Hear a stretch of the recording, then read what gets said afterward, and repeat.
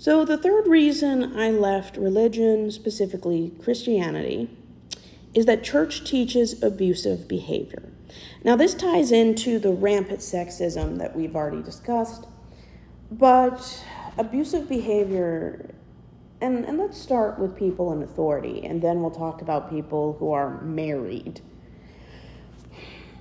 When 100% of the people in charge are white, cis, straight men between the age of 26 and 60, you create an environment that is very anti-male.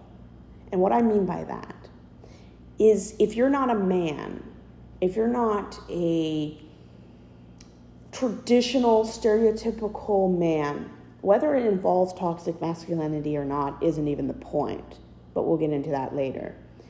If you're a woman, you're in such a vulnerable position because most of these Christian churches teach an umbrella of hierarchy.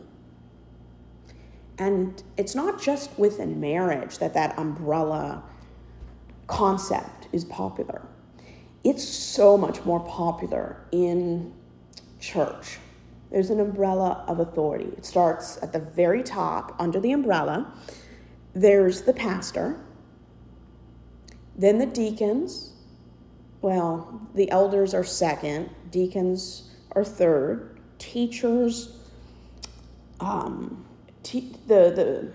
adults that teach, so that could be man or woman. Usually women only teach kids, teenagers until the 16 cutoff. Married or unmarried women, divorced women,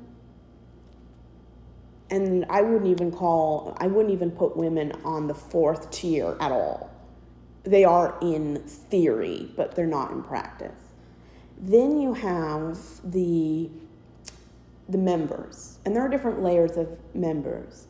They're like the founders, the people who attend the most, the people who give the most, and at the very bottom are the new people, or the people who don't fit the popular opinion or the popular clique's expectations.